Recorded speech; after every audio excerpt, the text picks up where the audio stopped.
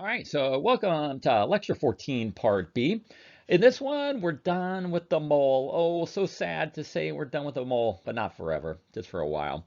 So in this part, we're going to move on to something else. We're going to talk about chemical equations.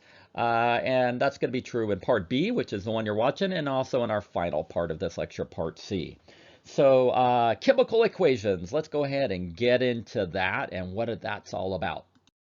So far we've been talking about matter, right? We spent some time talking about what atoms are and compounds and how to name compounds and all of that. So now we're really ready to move on how matter changes. So you might remember from the first day I talked about chemistry, the study of matter and how it changes. So now let's get into changes. So the way that we represent changes in chemistry is that we write out chemical equations. So a chemical equation basically just, we'll say, shows the starting and ending substances in a chemical change. Oh, do you remember that term, chemical change? Chemical change is a change where we're creating something new, right? So sometimes instead of saying chemical change, we're going to say chemical reaction. We could say a chemical reaction. All right. So let me show you a little example. So a little example would be something like this. I could write out, let's see here, Ca plus we'll do O2. I'm sorry, we don't want to do that. Let's do Ca plus, let me check my notes. CO turns into CaO plus C. All right, like that. All right, so this is basically telling me what's going on in this reaction. So apparently we went and got some Ca. So Ca, oh, that's an element, that's calcium. And we mixed it with some CO. So CO, that you might remember, oh, both of those are nonmetals, so that would be carbon monoxide. So we mixed it with carbon monoxide. That's what CO is. And something happened. I don't know, there was some sort of reaction, and then maybe light, maybe energy was given off, maybe nothing all that exciting happened, but eventually it turns, oop, my spacing is a little off here. Let's see, it turns into, and then CaO, so that would be calcium oxide. And then also we make carbon. So we mix some calcium with some carbon monoxide, it turns into calcium oxide and carbon. So this is an example of a chemical change, right? We're making something new. We're making carbon and then I guess calcium oxide too. So there's a little bit of some terms that go along with this. So the first one is that the stuff on the left-hand side, that's the stuff that you went and got. That's the stuff you began with. These things are called the reactants. And then the stuff on the other side, the stuff that we're creating, these are called the products. These are the products. All right. So with that, we're going to do a few more examples of looking at chemical equations. There's actually quite a lot to know about them, so we'll be talking about them for a little while here. So they just tell you what you began with, what you ended with, and the stuff you begin with are the reactants, the stuff you're making are the products. Now, the only other thing I want to tell you is I'm going to flip over to another example. And what we're going to learn, we're going to basically look at some different chemical processes, and then we're going to get used to in this chapter, in this section, writing out these equations. And just like you see here, this basically means that we're going to write formulas, Ca and Co. So we're going to have to get used to, or stay used to, I hope, writing formulas, because that's usually what you show in a chemical equation. All right, so with that, let's look at another example. Let's look at another example. All right, so for our next example, well, the way I like to do this is I'm going to show you a reaction. So we're going to see like some chemical change happening. And then after we see it happen, we're going to try to represent what happened by writing out the equation. So I mean like the formulas and list symbols and all that. What do you start with? The reactants. What do we make? The products. So for the next reaction we're going to look at, I'm going to do it. And I'm going to grab a piece of magnesium here. And this is what magnesium looks like. You can kind of see it. It's like a silverish looking wire. I'm holding it with these tongs. And what I'm going to do with it is I'm going to try to light it on fire here. So when you light something on fire, when something burns, that basically means it's reacting with oxygen in the air. So we're going to see if we can get it to react with oxygen from the air, and we'll see what it looks like when it lights on fire. So it can be a little slow to light sometimes, so you have to be a little patient. Let me hold it up here and see if we can get it to light. Come on. So that's the magnesium. Try to catch it on fire.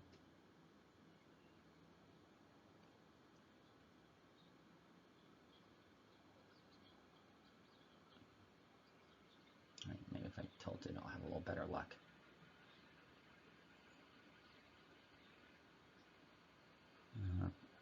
Oh, there. I think it's about to go. There we go. All right. So I'm holding it up. You can see, oh, it's kind of, do you see how it's burning with all that bright light? Man, it's giving off a lot of energy, right? So it burns and it gives like a big flash of light. Now, when we're done, let me kind of show you what we ended up making. So after the magnesium burns, and maybe I'll tilt the camera down, you end up with this white solid. Oh, camera move. And this white solid, oh, this is going to be hard to show you. Let me do my best here. Well, maybe I'll just pick it up. You end up with this, it's a white solid. You end up with like some ash looking stuff. Well, believe me. All right, so with that, we burned magnesium. That meant it reacted with oxygen in the air. Let's represent what just happened. Okay, so let's go to another screen and we'll do that. Okay, so what we just did is we took magnesium and it reacted with oxygen in the air, oxygen. And then that white ash that I created, I know it's a little hard to show you. The white ash that I created, I can tell you the product of this reaction is called magnesium oxide. All right, that's the product. All right, so magnesium reacts with oxygen to make magnesium oxide. Now again, typically we're not going to use the words, we're going to use the symbols. So let's go ahead and take this and make it the symbols, the formulas. So magnesium. Oh, that's a symbol you're supposed to know. Magnesium is Mg. And then it reacted with oxygen. Oh, wait a minute. This is one we have to be a little careful of. Do you remember how when we talked in a previous video about these molecular elements, these diatomic elements? Oxygen, there were 7 of them, right? They make a 7. And then there's also hydrogen. So oxygen is one of those. So oxygen, when it's by itself, it's not best to write O. One of those 7 molecular elements, when it's all alone, when I just say oxygen, you should be writing O2. All right, so that's the formula for oxygen, the element oxygen. Now, what did we create? We created magnesium oxide. So we got to write the formula for that. Now, let me just remind you, magnesium oxide, what do I see? I see a metal with a nonmetal, oxygen. A metal and a nonmetal. So if you see a metal and a nonmetal, that's an ionic compound, right? So, oh, we got to do the charges and all that. So magnesium is a +2 fella. Oxide was a -2 fella. So the formula for magnesium oxide, well, why don't you tell me? What's the formula for magnesium oxide? Okay, I hope you know, I hope you got it. It should be MgO, right? So we don't need any subscripts there, all right? It's just MgO. All right, so that's our equation. Now, I'm gonna let you stare at it for a second, and I wanna see, do you see anything that seems a little weird about it? I'm gonna have a sip of coffee. It's early in the morning here. All right, do you see anything weird about it? Well, you might notice there's something that doesn't seem quite right.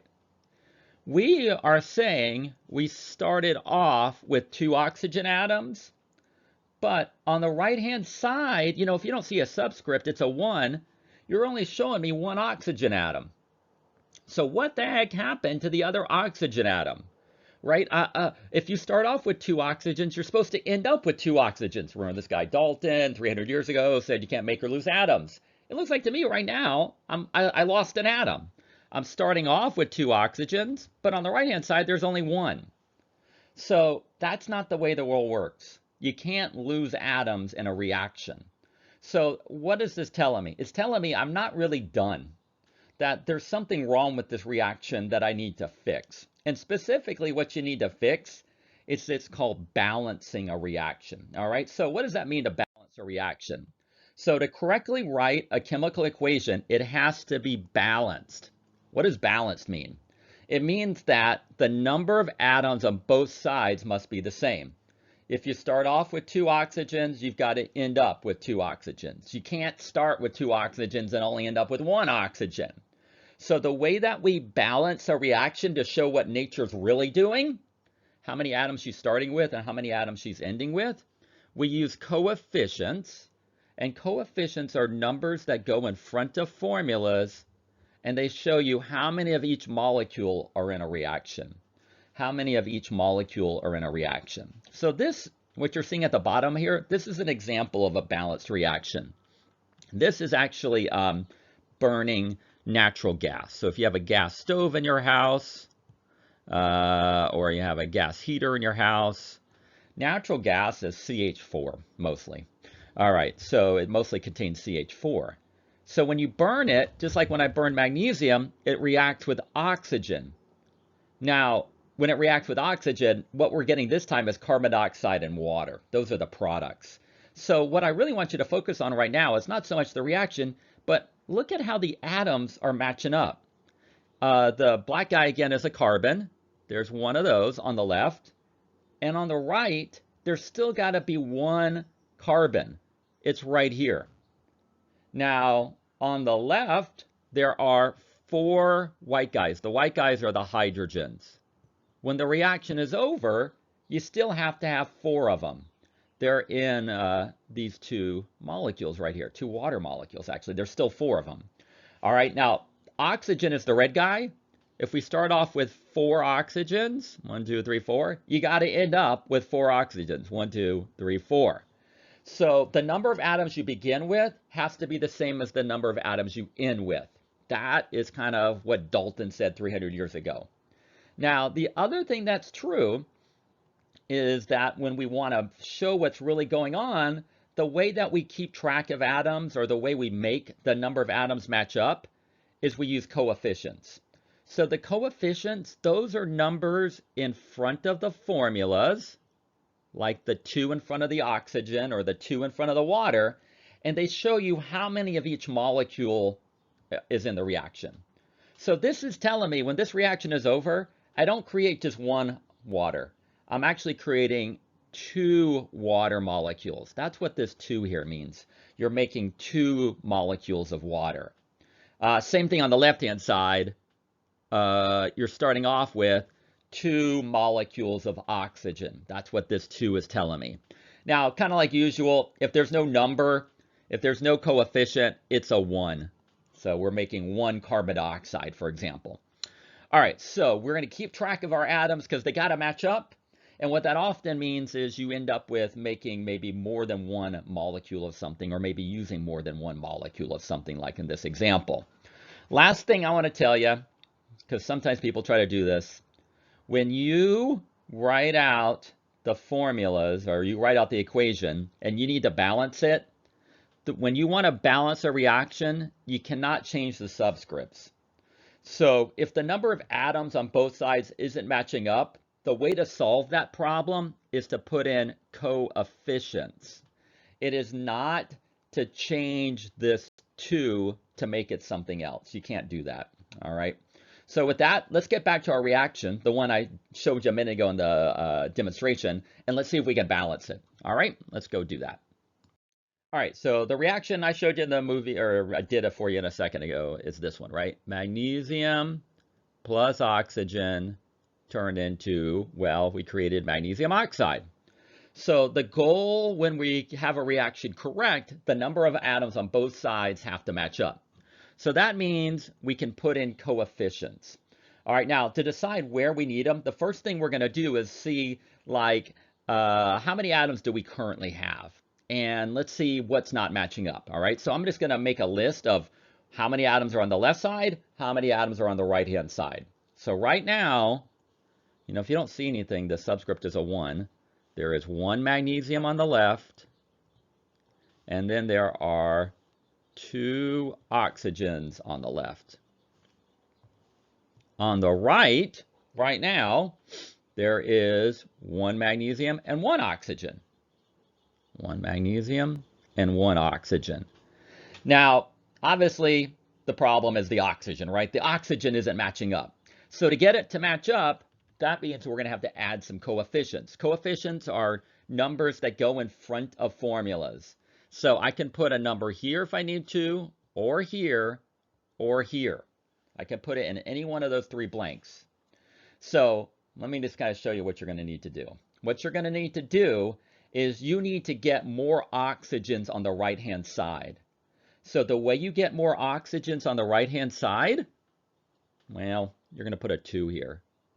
A 2 there doubles everything in that formula. It doubles, it's like a multiplier. It's going to double everything in that formula that we see. So it's going to give me, now with that 2, I would have 2 times 1, I would have 2 oxygens, and also I would have 2 times 1, 2, I would also have 2 magnesiums, all right? So this has sort of helped a little bit, didn't it? My oxygens match up. There's 2 on both sides. 2 on the left, 2 on the right. But this often happens. You fix one, and then you break another one. So we're still not done because now the magnesium is out of whack. So the way we get magnesium to balance is, again, there's 2 on the right. 2 times 1, there's 2 on the right. So I need to get 2 on the left. So I'll put a 2 right here. And again, that'll double the amount of magnesiums. So now this would be 2. And now that's looking good. Magnesium matches up as well. There's 2 on both sides. All right. Now, as far as that goes, what is this telling me? It's telling me 2 magnesiums react with 1 oxygen, right? If you don't see a coefficient, it's a 1. And we make 2 magnesium oxides. So that's the way this reaction is going to work out. What else do I want to tell you? Oh, one more thing. So as we learn balancing, and yeah, we'll do some more examples. As we learn about balancing, we're also going to learn about types of reactions. So for types of reactions, like there's different categories, different general things that tend to happen in nature, Mother Nature tends to like to do. And one thing she likes to do is what we're seeing in this reaction. This, we'll write it down here, this is an example of a what's called a combination reaction, a combination reaction. So a combination reaction, very common kind of thing that happens in the world. Basically, 2 substances join together. 2 substances join together. So one way that I'm going to try to help you understand this is we can write sort of what's going on generically. A is combining with B to make AB. So 2 things are just joining together. In this case, the 2 things are the magnesium and the oxygen. They combined to make that product, all right? One last thing I'll tell you, combination reactions, yeah, you'll hear that term. Sometimes you might hear the term instead, a synthesis reaction, a synthesis reaction. All right, so with that, I think that's it for this one. With that, let's, I think we're going to go on and we're going to do one more. And actually, I might go on and do that in a different video. So yeah, I'm trying to keep these to about 20 minutes. So I'm going to show you one more for this lecture. That'll be in part C, I guess, of this lecture. So before we stop, let's do a little practice question, a little pop-up question. All right, so wait a second for that. Okay. All right, let's move on. We'll move on to show you one more in part C.